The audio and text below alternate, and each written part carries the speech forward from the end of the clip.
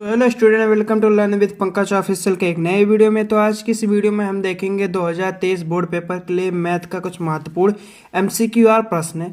जी, आज की इस वीडियो में हम आपको बताएंगे कुछ एमसीक्यूआर प्रश्न जो 2023 बोर्ड पेपर में पक्का आएगा, मैथ का है। तो आप लोग इसे रट लेना, एकदम इससे बाहर कुछ नहीं आएगा। अगर आप लोग इसे कर लेते हो तो आपका बहुविकल्पीय में 20 नंबर पक्का हो जाएगा।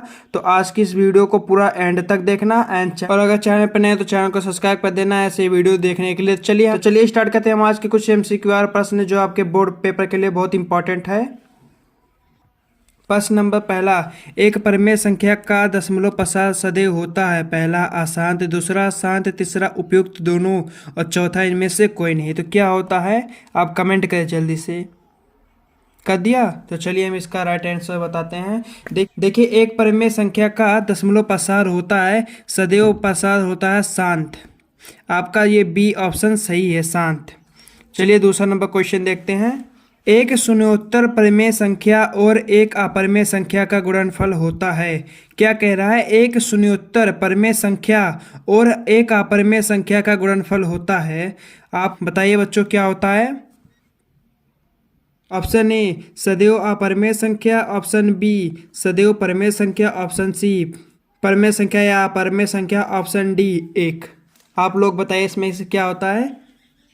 तो राइट आंसर इसका है ए, सदैव अपरिमेय संख्या। प्रश्न नंबर हमारा तीसरा है, रेखाओं x बराबर 0 और 2x प्लस 3y बराबर 12 है, प्रतिच्छेदित बिंदु है। इसका प्रतिच्छेदित बिंदु कितना है, आप लोग जल्दी से निकालिए। मैं बता दे रहा हूँ आपको, 2 है। आपका दूसरा 0 मतलब 0 आपका है x और 4 आपका है y।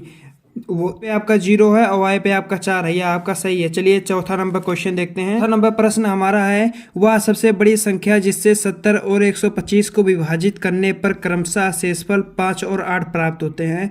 क्रमशः शेषफल 5 और 8 प्राप्त होते हैं, ऐसी संख्या आपको बताना है। तो ऐसी संख्या क्या बच्चों? ऐसी संख्या आपका है 13। 13 से आप ये दोनों को विभाजित करोगे तो 5 और 8 शेषफल आएगा। आप करके देख लेना। चलिए हम देखिए पांचवा नंबर प्रश्न क्या कह रहा है कि समीकरण 2x प्लस ए वाई बराबर 1 तथा 3x माइनस 5y बराबर 7 का कोई भी हल नहीं होगा यदि a का मान होगा। अगर आपको मतलब a का मान ऐसा क्या दे दिया जाए कि इसका इन दोनों समीकरणों का कोई हल नहीं होगा, तो इसका आंसर है आपका, इसका आंसर आपका सी -10/3 -10/3 आपका इसका ऑप्शन सही है। चलिए हम देखते हैं छठा नंबर प्रश्न। छठा नंबर प्रश्न क्या कह रहा है, द्विघात समीकरण 2x² - 4x + 3 बराबर 0 के बारे में निम्नलिखित कथनों पर विचार कीजिए। इस समीकरण के बारे में आपको कथन दिए जा रहे हैं, उस पर विचार कीजिए। तो चलिए हम देखते हैं। तो देखिए, पहला है, दिए गए समीकरण का विविक्तर शून्य होगा, मतलब दिए गए समीकरण में डी का मान शून्य होगा, पहला। उसके बाद दूसरा है आपका, समीकरण में कोई वास्तविक मूल नहीं होगा। जी हाँ, यह दोनों सही है, इसलिए आपका ऑप्शन ए सही है। आपका समीकरण का कोई मान नहीं होगा और आपका वास्तविक मूल नहीं होगा, इसलिए ऑप्शन सही है। चलिए सातवां नंबर प्रश्न देखते हैं। सातवां नंबर प्रश्न है, AOBC एक आयत है जिसमें 3C से A दिया है 0,3, O दिया है 5,0, इसका विकर्ण है। आपको 2 मान दिए हैं और इसका विकर्ण पूछा है, तो इसका विकर्ण सातवें का आपका विकर्ण है √34। √34 आपका सही है। चलिए आठवां प्रश्न देखते हैं। आठवां प्रश्न कह रहा है, यदि समीकरण 2x² + kx - 5/4 बराबर 0 का एक मूल्य 1/2 है, इसका मूल्य 1/2 है, तो k का मान ज्ञात करना है। तो बच्चों आप इसे k का मान निकालिए। आंसर नंबर है -2 इसका सही है। आपका ये 2 गलती से हो गया था, आपका -2 सही है। चलिए देखते हैं क्वेश्चन नंबर 9। क्वेश्चन नंबर 9 कह रहा है, दो त्रिभुज समरूप होते हैं। दो त्रिभुज समरूप कब होते हैं? यदि उनके संगत कोण बराबर हो, दूसरा उनकी संगत भुजाएं एक ही अनुपात में हो, या तीसरा उपयुक्त दोनों। तो आप पढ़े होंगे, अगर उनकी संगत कोण बराबर हो तो वह समरूप हैं, उनकी संगत भुजाएं अनुपात में बराबर हो तो वह समरूप हैं। तो उपयुक्त दोनों, आपका सी नंबर सही है, उपयुक्त दोनों। चलिए देखते हैं 10वां नंबर क्वेश्चन। 10वां नंबर क्वेश्चन क्या कह रहा है कि हर के 2m गुणे 5n के रूप के आधार का ज्ञात कीजिए, n के रूप के आधार पर ज्ञात कीजिए कि इसका इन दोनों का दशमलव प्रसार कितने अंकों तक जाएगा। तो इनका दशमलव प्रसार 2 अंकों तक जाएगा। आप निकाल के देख लेना। चलिए देखते हैं 11वां नंबर प्रश्न। 11वां नंबर प्रश्न है आपका, निम्नलिखित में से कौन सा युग्म सह-अभाज्य है। निम्नलिखित में से कौन सा युग्म सह-अभाज्य है। पहला, दूसरा या तीसरा या चौथा, कौन सा है। आपका दूसरा नंबर सही है। आपका दूसरा नंबर है सहअभाज्य।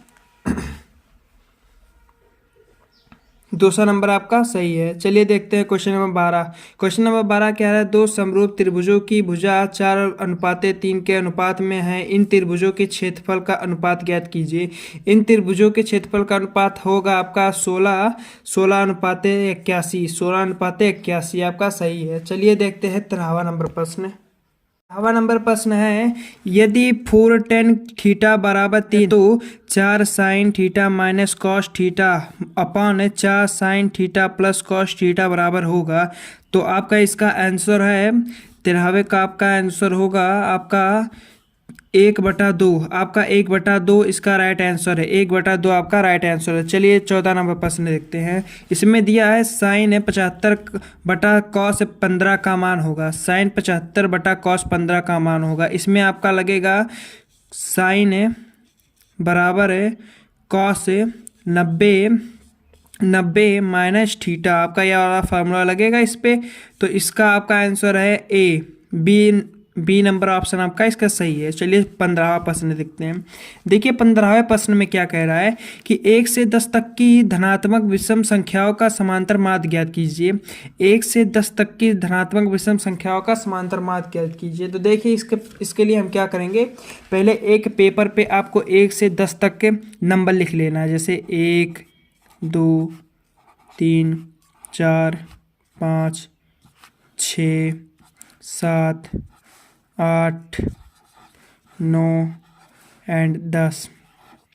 तो उसमें क्या कह रहा है कि आपका विषम है, सम नहीं विषम। तो इसमें विषम नंबर आपका कौन सा है, पहले 1, ये है 2, 1 हो गया आपका, 3 हो गया, 5 हो गया एंड 7 हो गया एंड 9 हो गया। अब इन्हें हम गिन लेते हैं ये कितना है, 1 2 3 4 5। आपका 1 से 10 तक के बीच में 5 विषम संख्या है, धनात्मक विषम संख्या है। तो देखिए इसमें आपका ऑप्शन नंबर 5 सही है। चलिए 16वां प्रश्न देखते हैं। देखिए 16वें प्रश्न में क्या कह रहा है कि समीकरण 3x² - 6x + k = 0 के मूल्य समान हो। अगर आपका मूल्य समान हो तो k का मान ज्ञात करना है। इसे आप ज्ञात कर सकते हैं, आप लोग लगा के देख लेना। मैं आपको इसका आंसर बता दे रहा हूँ। इसका आंसर है 3 सही है। इसका आंसर आपका 3 सही है। चलिए 17वां नंबर प्रश्न देखते हैं। 17वां नंबर प्रश्न है, माध्यिकाओं को आलेखीय विधि द्वारा निम्नलिखित में से किससे प्राप्त किया जा सकता है। तो इसका आपका है त्वरण से आप प्राप्त कर सकते हैं। उसके बाद 18वां नंबर प्रश्न है आपका, यदि कुछ प्रेक्षणों का माध्य 27 तथा बहुलक है 45 है, 27 तथा बहुलक 45 है, तब माध्यक होगा। जब आपका 27 तथा बहुलक 45 दिया है तो आपका माध्यक उसमें बताना है। तो आपका माध्यक होगा 33। आपका माध्यक 33 सही है। चलिए 19वां नंबर प्रश्न देखते हैं। 19वां नंबर प्रश्न है, वर्गीकृत आंकड़ों की से अधिक प्रकार और से कम प्रकार की संचयी बारंबारता वक्रों के प्रतिच्छेद बिंदु के भुजा के आंकड़ों का होना चाहिए।